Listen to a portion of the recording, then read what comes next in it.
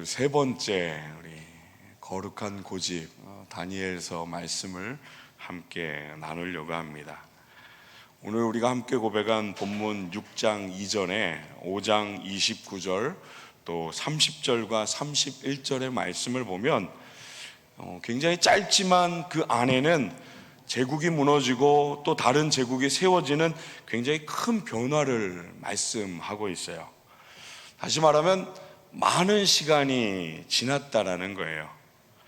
그 시간 속에 바벨론의 포로로 잡혀온 다니엘도 이제 소년과 젊음의 시간을 다 지나서 이제는 늙었습니다. 오늘 말씀이 시작되어지는 다니엘의 나이는 80세가 넘어요. 다니엘에게 있어서 모든 환경들이 다 변했습니다.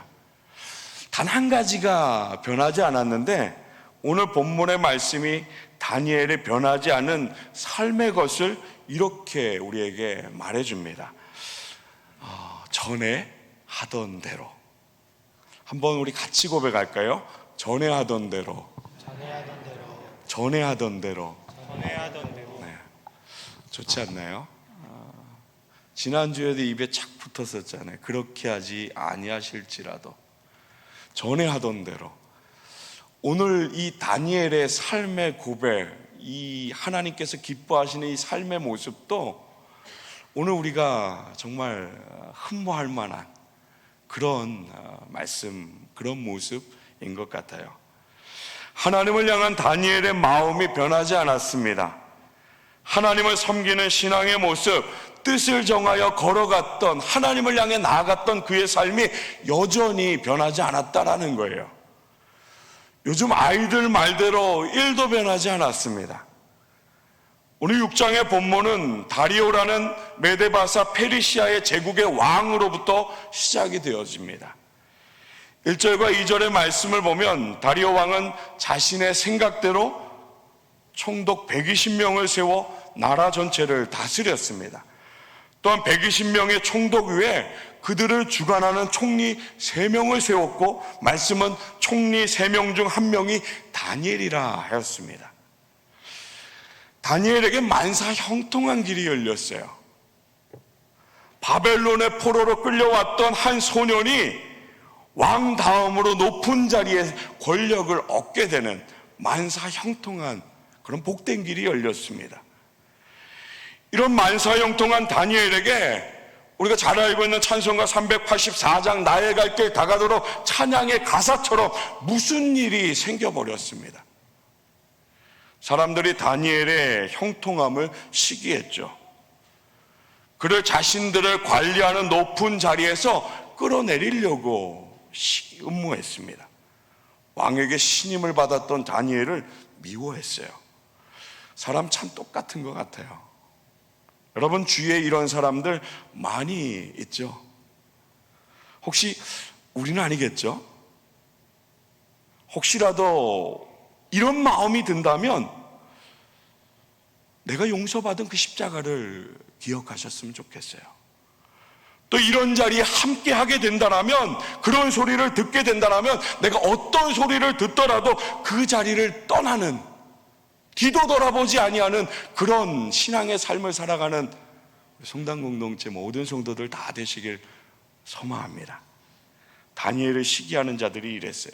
4절 말씀 보면 이에 총리들과 다리오 왕이 총리 3명을 세웠다고 했고 말씀에 보면 총리들이라고 했으니까 나머지 2명의 총리들과 나라의 모든 고관들이, 다시 말하면 다리오 왕 밑으로 모든 고관들이 다니엘을 끌어내릴 고발할 근거들을 찾으려고 했지만 그들은 다니엘에게서 아무 근거, 아무 허물도 찾지 못했다라고 말씀은 이야기합니다.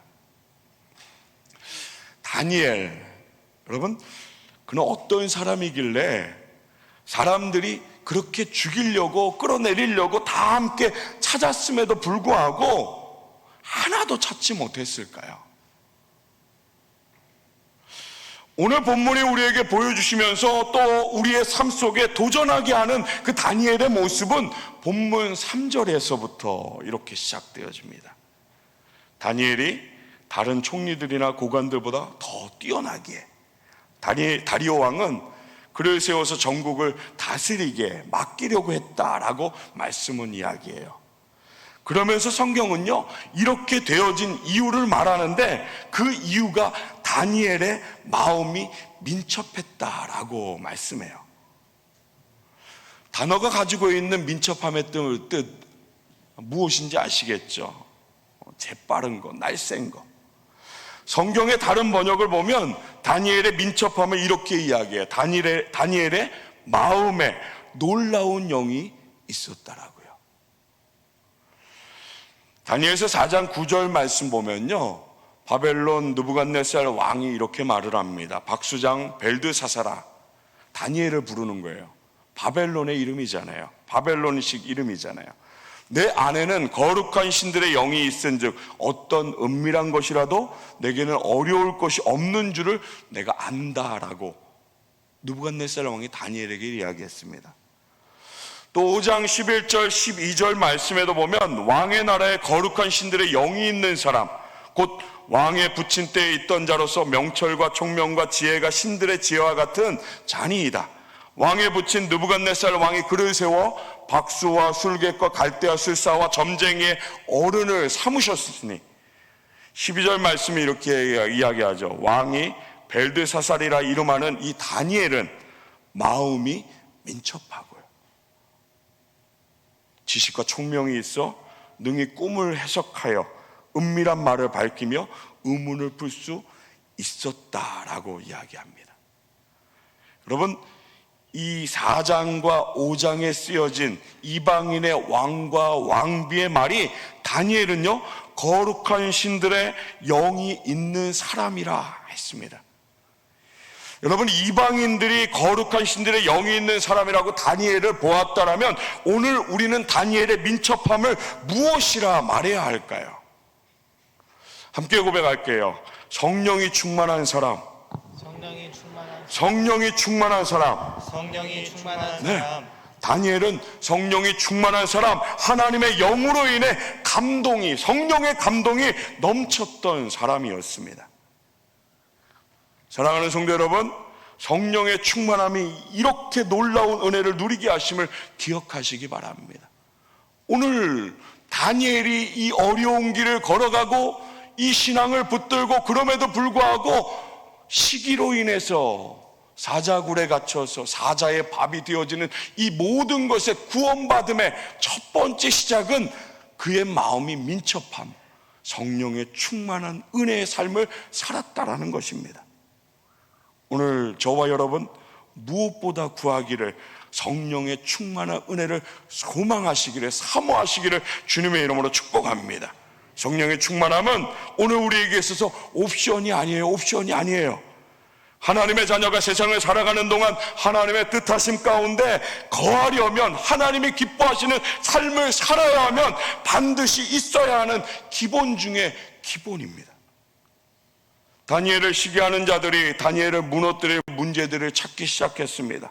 4절의 말씀 보면 다니엘에게 맡겨진 그 일함에 있어서 그들은 고발할 근거를 찾으려고 수고했지만 끝에 결과를 보면 아무것도 찾지 못했습니다.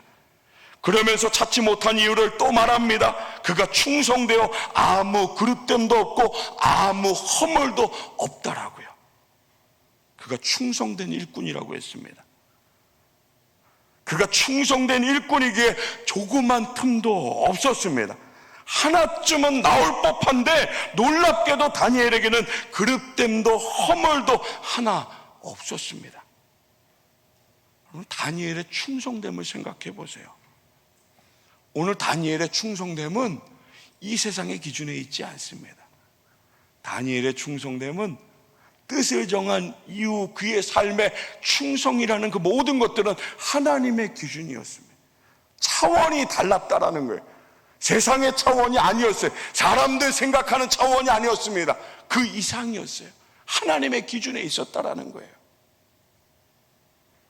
그런 삶을 이해하지 못하는 세상의 사람들이 세상의 기준으로 다니엘에게 그릇됨을 찾으려니 찾을 수 없는 것은 너무 당연한 것이었습니다. 이런 말 많이 하지 않나요? 털어서 먼지 나오는 사람, 안 나오는 사람 없다고요. 아닙니다. 그 말 틀렸습니다. 털어서 먼지 안 나오는 사람이 있었어요. 그게 바로 다니엘입니다. 사랑하는 성도 여러분, 오늘 우리의 삶에도 이런 충성됨이 있기를 소망합니다. 오늘 우리가 하나님의 자녀잖아요. 오늘 우리가 하나님의 영에 감동되어서 이 땅을, 하나님의 나라를 바라보면서 소망 가운데 살아가는 하나님의 자녀잖아요. 오늘 우리의 충성됨은 이 땅에 있지 않습니다. 이 땅의 것으로 산다라고, 정직하다라고, 깨끗하다라고 이야기하는 자리에 있다라면 사랑하는 성도 여러분, 믿음의 눈을 더 높이 드시기 바랍니다. 이 땅의 기준에 머물러서는 안 됩니다. 오늘 우리는 하나님의 기준에 머물러야 합니다. 다니엘이 하나님의 기준 가운데 있었습니다. 그러기에 이 땅의 기준 그 모든 것으로 더러움을 찾으려고 했지만 하나도 찾지 못했다라는 것입니다. 세상에서 하나님의 사람이 살아가는 오늘 다니엘과 같은 그 삶의 기준을 오늘 저와 여러분이 비춰야 돼요. 더 정직해야죠. 더 깨끗해야 합니다. 더 성실해야죠. 하나님 생각하셔야 합니다. 여러분, 요셉이 보디발의 아내가 유혹했을 때 피하였습니다. 그 자리를 떠났습니다.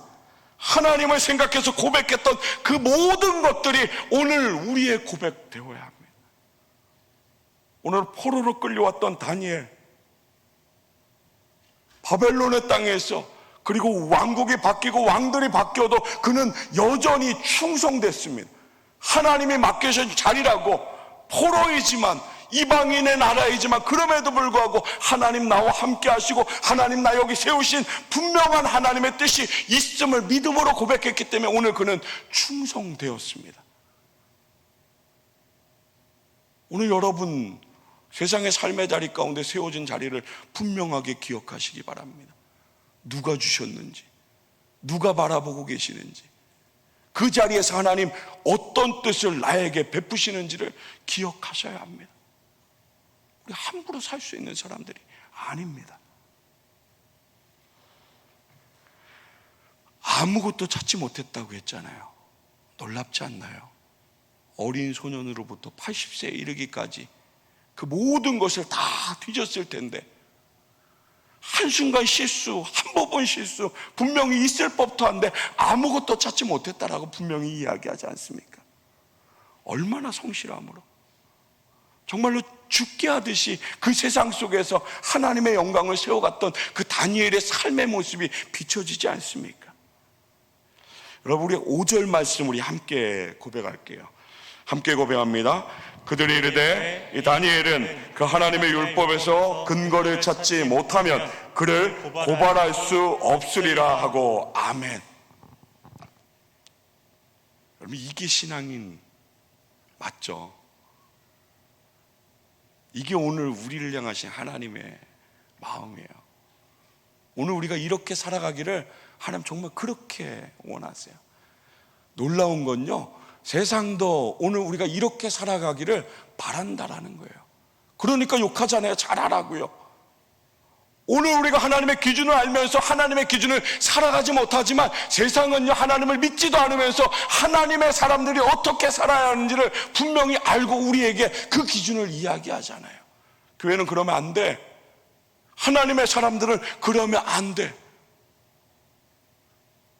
욕을 받는 게, 욕을 듣는 게, 먹는 게 조금은 싫고 거부감이 있지만 그럼에도 불구하고 잘 생각해 본다면 하나님도 그렇고요, 하나님께서 세상의 입술을 통해서 오늘 우리를 세우시는 그 자리를 비추시잖아요. 다니엘은 무너뜨릴 한 가지를 찾아서 그 악한 것들을 계획하기 시작해요. 그 악한 계획을 가지고 왕께 나아갑니다. 사람이라면 다 좋아할 그 칭찬, 그 모든 것들을 다해서 왕이 좋아할 만한 그런 소리들을 가지고, 그런 계획들을 가지고 왕께 나아갔어요.